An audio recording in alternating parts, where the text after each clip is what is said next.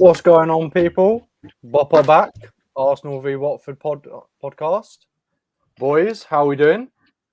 Good, bro. Not too bad. Yeah, I'm like last little preview before I go away on a little hiatus. So yeah, excited for it. You want to tell the public where you're going, George? Oh, Rome. We're looking for some Italian adventures. Let's put it that way. So yeah, Jesus I'm Christ. excited. Italian Bunda inbound. Absolutely. Yeah, and honestly though, like I've never been to Italy, so I'm very excited. Just like the food, the culture, it's a bit of me, a little bit of Greek, so we're like basically brothers on that aspect. So we'll see. I don't know, and hopefully everything goes well with like Russia, Ukraine, that I'm not stuck there. But if I am, I'm coming to the Emirates, guys. As well, we are on time. Jesus Christ, what was going on, boys? We're actually BoP is on time. But absolutely, let's get right into it anyway. Arsenal, Watford. Last 5 times we played Watford, 5 different managers. We've actually conceded less goals against Watford in the last 5 games than they've had managers. We've only conceded 4. They have 5 managers. Last time we played them, they had Claudio Ranieri. We won 1-0. Emil Smith Rowe outside the box. This time, it is Roy Hodgson. So, George, I'm going to come to you first. How does that impact us with Roy Hodgson being our manager instead of Claudio Ranieri at Watford? What will be the tactical changes? I mean, they're in a similar vein. I mean, they're not going to play the same formation, but they're very similar types of managers that prioritize really tight, compact, central, and they ideally both really like their athletes central. But and then spring forward in transitions. Like they both are in a similar philosophy. But look, ultimately, like we've been dealt an amazing hand here with Ismail Assar being injured. He actually hasn't been great for them the last couple of weeks, but he's certainly their X factor. While Emmanuel Dennis has probably been their best player all season, he's still fit, but Ismail Assar gives you that X factor and also that threat on both sides. Without hitting there, that right-hand side is going to be rinsed, because even in our reverse fixture, how, Saka was abusing Danny Rose, he kind of relies on, help from that side. And so it's going to be an interesting dynamic for us. Of course, they've got Josh King, who's also fit, who can provide something in the middle, but, he's been nowhere near good enough for what they need. That those type of teams, they need something like an Antonio through the center to really be able to spring. And Josh King, he's functioning in that role, but he's just not been secure enough kind of back to goal. So they really just rely on Emmanuel Dennis as a quick out ball. And basically Emmanuel Dennis and inshallah, as the Twitter people say, like that's basically what they've been doing. The Twitter people. Yeah. I mean, it's so for me, like Roy Hodgson. Roy Hodgson for me though is going to actually make things a little bit more difficult, in a sense where he's going to try to keep it close. But the thing is, Watford are so unstable mentally, especially at home. I think they've shipped something like 2 point something in change of goals at home all season. They've been particularly poor at Vicarage Road.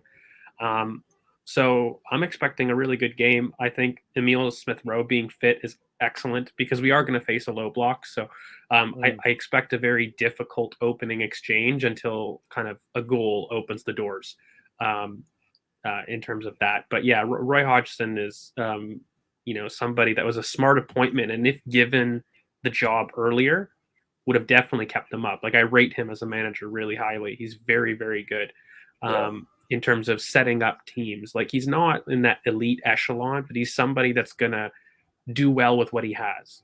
So, I think really you're basically looking at Kuka to exploit the middle of the park. Like if you can shut down him and Emmanuel Dennis, which for me isn't too much of an issue because he's been operating more on the left wing. And, for us, the one worry is maybe him versus Cedric, but Cedric's been good the last couple of games. It pains me to say it, being one of my major agendas, but the boy's been good. So, and plus us being down the right has probably been our most profitable attacking wise. So it will push him back consequently. And I really expect a really quite easy game personally. Man U didn't have an easy game, did they?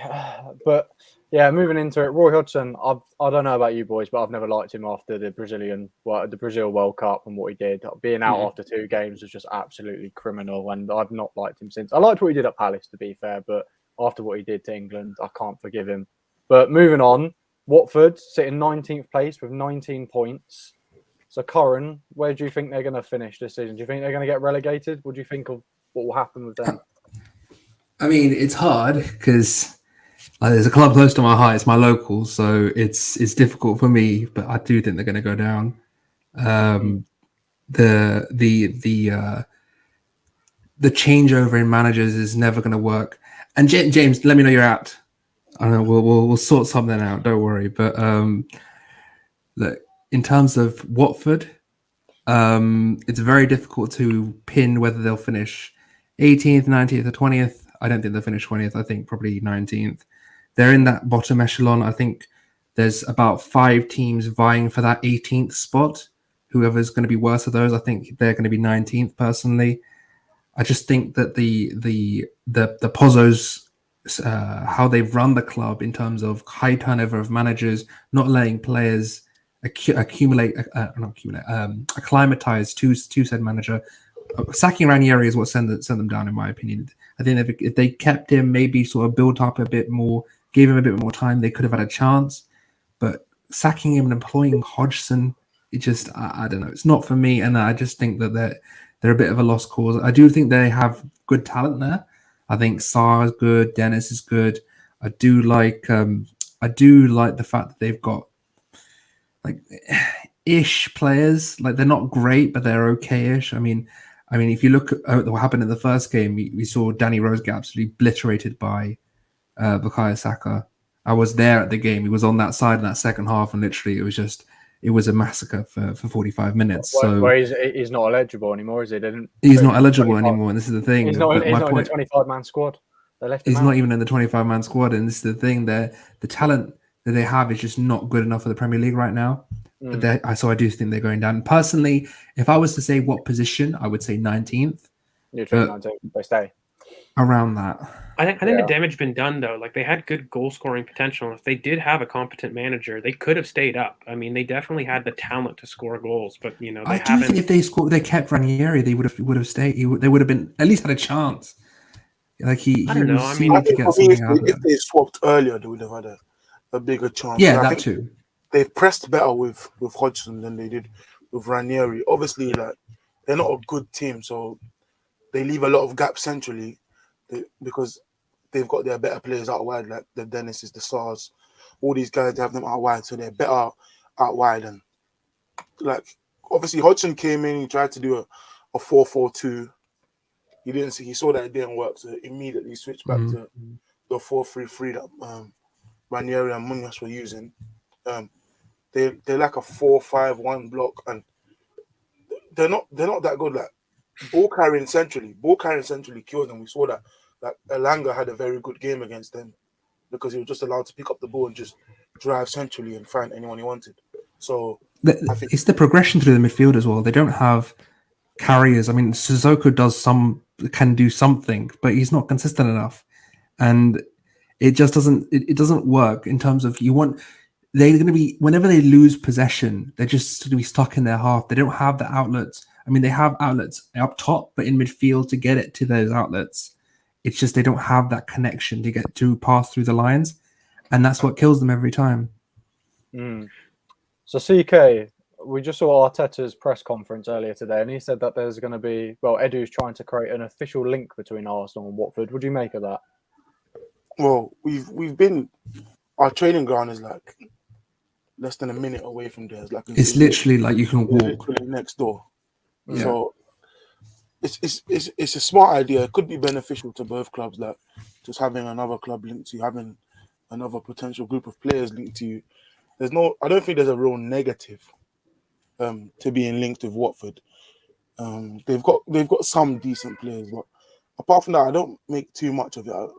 I haven't really looked into it. I saw Arteta say that, but apart from that, I haven't really paid too much attention to it. I mean, it's not really like, even if you look at the kind of quotes and the impact of it, it wasn't really like a formalized kind of plan, right? Like it was more of like a loose association. And I think, look, ideally you'd want to maybe send youth on loan there, but in reality, for me at least, a lot of it is just more scouting the domestic talent.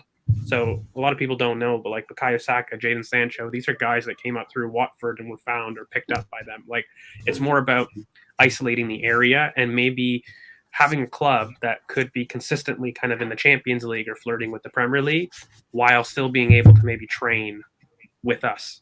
Like they could legitimately have, for example, Patino, who could give you exposure in the Championship down there, but also train with Arsenal, like the training grounds right next door. So that's kind of the benefit, like in theory, in terms of it. But I mean, at the same time, you also want to be sending these boys to a club that has a system and coach that would benefit them, not just sending them for game time. Like it's not as simple as just game time. So I think for me, it's just about maybe using them as a place to even send players that are unwanted. You know what I mean? Like having a parent club like that doesn't just work with youth. It could work with unwanted assets, build those up. Every time you do go on loan, it's a chance to reinvest value. So for me, I think it's more of just like a loose as opposed to like an official partnership. It's not so much like the Man City group of what they've done with New York. It's not like an official link in that sense. Yeah.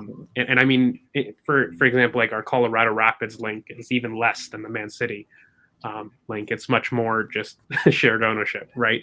To both of those things. So it's nice to hear in theory, but I think they're just thinking about just potential shared avenues from youngsters, but like super young, not like sending them to develop necessarily. I think that's the big benefit. And if they do end up getting maybe a great coach or whatnot, it makes sense to utilize that in terms of a championship experience, but also being able to train at Arsenal. Like it's just a very convenient setup that way. We could be seeing Ben Foster doing some vlogs for Arsenal. See him in the changing room with the boys. Recruit Benny Boy too. Hey, I would take him as our third choice keeper. I would. For the vlogs, I would. The content would be absolutely amazing. We've got our personal choice in Turner, right? Like he's got up the dressing room influence. So yeah. Well, Ben Foster does save penalties as well. There you go. There you go. He could come on for penalties like Kepa, but hopefully more successfully.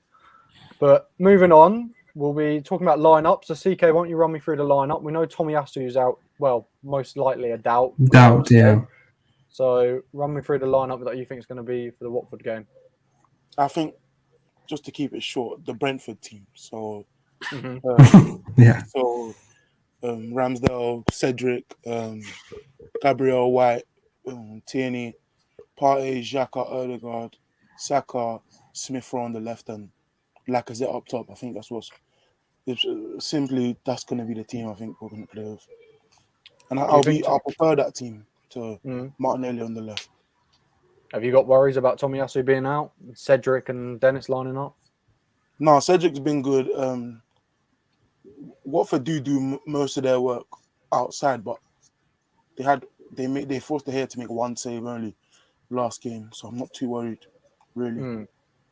I mean, Cedric's been good, but I mean, really the player that I'm looking at is Ben White, who's been in crazy form. So even if Cedric is to get turned inside out, in that side, I'm confident that Ben can shuffle across.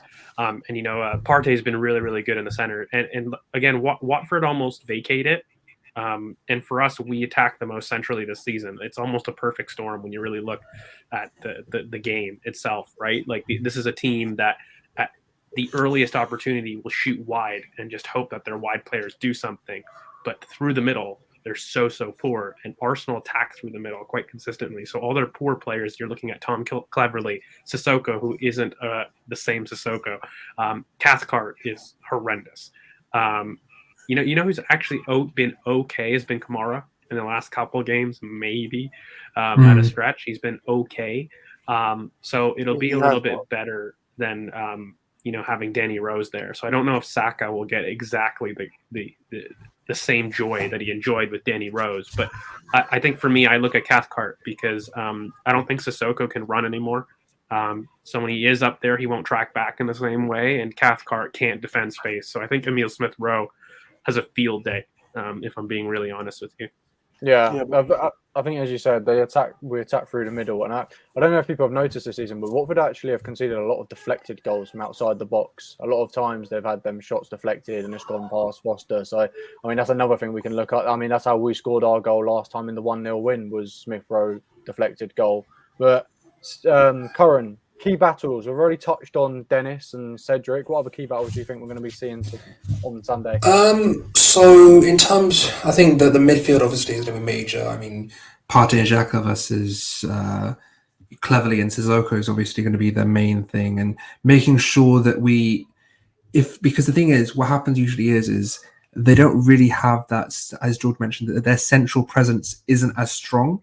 They don't tend to pack their midfield, and they don't tend to create.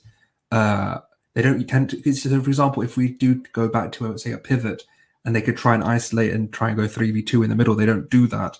They tend to keep Cleverly and Sissoko fairly loose. They don't try and be as compact as you would expect. So the major battle for me is Partey and Xhaka really dominating that midfield. In terms of out wide as well, you've got Emile obviously and Saka. I don't think either of the Watford fullbacks are fairly competent. So that's obviously massive. In terms of Dennis, I do think he is their major threat, and King I don't really see getting through our central line. I don't really see him occupying those zones as we're going to be pushing the pitch fairly high, and I don't really see him having that ability to occupy that central zone and play off the shoulder like he would perhaps maybe want to centrally.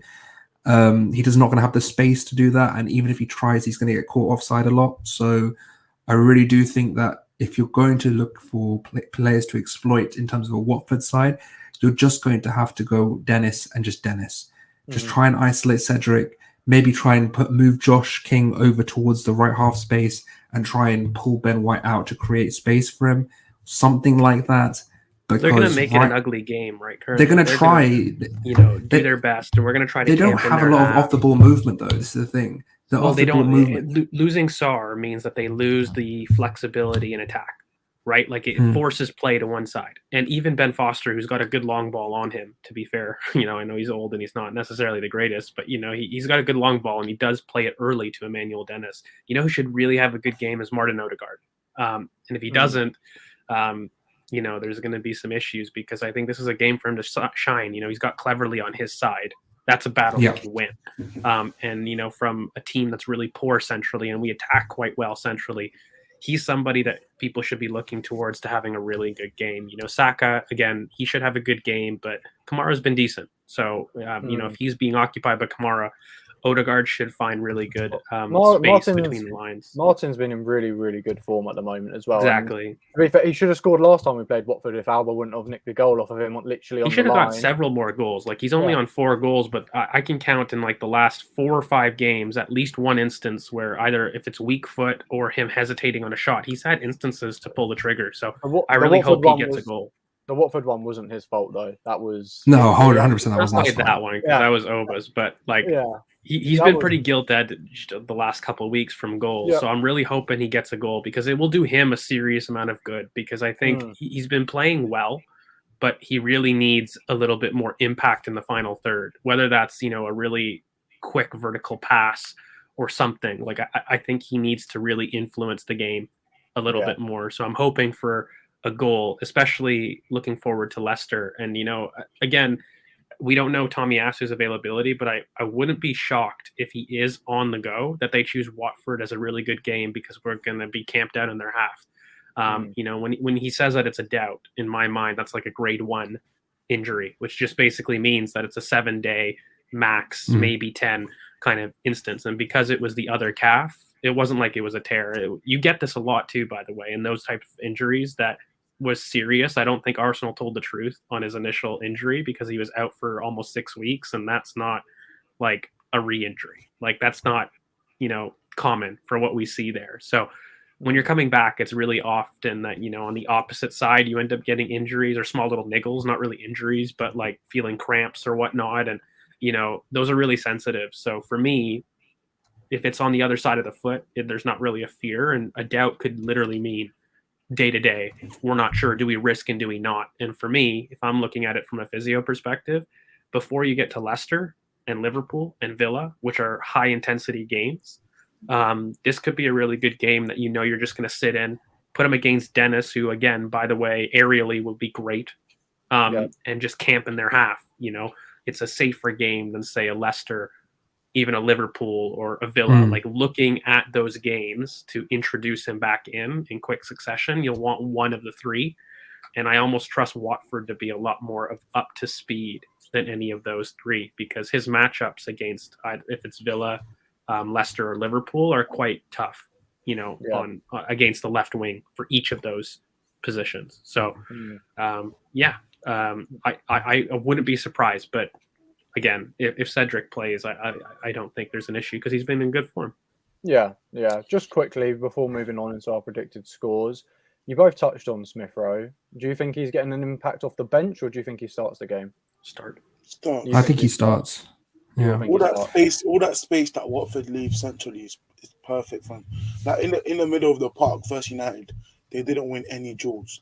They didn't win nothing, and they gave away a lot of shots off the duels that they lost. So centrally, someone drifting centrally. Obviously, Ødegaard, we know, has added a lot more variation to his game, so he's drifted a lot wide now. So all the overloads that we do now and the variation that we have now will allow us to exploit the space that they leave centrally. And United didn't. They should have had a lot of chances to, and they created, I think, like maybe 2.7 XG or something crazy like that, and didn't score. But there's chances to be had against them, a lot of chances. And that was to answer about the opportunity. But go ahead, Karen. And to answer the question about Burnley, the issue, I mean, there's a difference because with Burnley we didn't have our pivot, and when you have our pivot, they don't lose games. They allow you to sustain pressure at a higher level, win second balls more comfortably. So when you have a low block, you want to be able to sustain pressure at a higher line, basically, and a higher success rate. So you want to be able to keep the pressure on them so that they can't spring, basically. So in terms of the difference between now and Burnley, I think with Xhaka and Partey there, it's a very much a different situation and more let's say more conducive to being able to break down a low block. I mean, really quickly, before, I think Chris has got a map of their duels, but just to answer this really quickly, they're very different games. Burnley themselves press on a 4-4-2. That's been one of the best in the league. Like, we know what Sean Dyche is about, and they have way more security in doing it. So it wasn't just that they were in a low block, that they were able to really meet us higher up the pitch. And, the game against here with Watford is going to be far more of a 5-4-1. Like, they're far more in terms of defending and not great centrally meeting their space. So the game is going to be very different, forgetting the personnel differences. And also in the last couple of weeks, our rotations have been far better when you look at, even pre-Brentford, Wolves, the two games. Like, our ability to play against a low block is mainly because, Odegaard's more willing to go into out. That's been a huge change. I think he's been pretty technically consistent since almost Southampton, but his willingness to go on the outside has been way more in recent weeks, and it's added to our variation. So just attacking wise will be far better. We have way more consistency with the pivot, as Curran mentioned, but I think a 4-4-2 press is very different from a 5-4-1 low block. Like, they're very different types of games. So I don't see us struggling in the same way. And, Burnley actually have some monsters that can hurt you. Watford, in terms of their press, they have some big bodies, but they aren't good technically. Like, Burnley can actually make the ball stick and make those transitions matter. Yeah. Burnley have been doing it for years, so they're very, very well drilled at doing it. And we were also, I think, correct me if I'm wrong, we were missing Smith Rowe in that Burnley game as well. Our top goal scorer. No Smith Rowe, no pivot. So it just completely kills it. But CK, over to you, mate. Yeah, this is Watford's first half versus United, and as you can see, they conceded. Look at the logo in the middle. You can see there's one draw in the center circle, and apart from that, there's not much being won in there. And all the yellows are shots conceded as a result of a loss, like a draw loss. So that's six shots conceded immediately from a result of the draw loss. What do you guys think of this? Because I was seeing. I This mean, before really the- quickly, really quickly, what you can see is it really outlines that entire point that we were making on Emmanuel Dennis being literally their only out ball down the left there. And this was with Ismail Assar, by the way. So that's why there's only a couple arrows down there. But you could really see they don't involve him. And realistically, they look for Josh King to have knockdowns. You can see 7 is flirted in and around, that kind of left half space, but he is not successful. None of those arrows go from number 7. They're trying to ping it to him, but he can't hold the ball up. So everything kind of in terms of what we've been saying really shows you that they throw the ball to the middle third. None of them can keep it down, can control it. And that entire center of the pitch, which is what we've been talking about, has been an absolute mess. And none of their duels, again, for me, if you really want to push them back, it's going to be down the left. That's why Emile Smith-Rowe is going to be so important, because Sissoko won't track back. And Odegaard should do really well against Tom Cleverley, which is more deeper in the half space. Again, you can kind of see they don't pop up anywhere in their third of the pitch. In that middle third, from their 18-yard box to the halfway line, none of their duels are there. There's just a vacuum. So for us, it's just between the lines. Those traditional half spaces we have to pepper, because there's no one there. You can see it very clearly in this picture. Okay. Well, moving on. I hope that answers Mush's question here. I kind of did it a little bit as well. Yeah. We also talked a little bit about it earlier in the pod, if you are coming a little late, but yeah. Well, moving on to predicted scores. Karen, I'm coming to you first, mate. What is your predicted score? Karen? I don't know if Curran can hear you. Curran's doing something. That is doing a blooper right there. Right, no, CK, I'm going to go to you first, mate. What is your predicted score? What was it? Everyone just glitched out for a second. What happened? Everyone glitched out. Everyone glitched out. Sorry, did someone say something? We're going to you for your score predictions, mate. Oh, my score prediction: 2-0, 2-0. Sorry, 2-0. Everyone glitched out. Everyone. The worst part is he's looking at the camera and he's like that, and I'm like, yeah, he's looking around like, he's like engaged, and I'm like, the hell is he doing? No, everyone glitched out for a second. No, everyone basically that you get those round circles on everyone's thing, and then I came back and I hear everyone laughing. I'm like, a pixel of what happened? What happened? 2-0 for me. I don't think we concede, and I don't see us going 4-5. I don't think we have gone 4-5 this season. So 2-0. Leeds and Norwich. I mean, not like sure, that's fine. But my thing is, I just don't see us having that game. Okay. So I see it.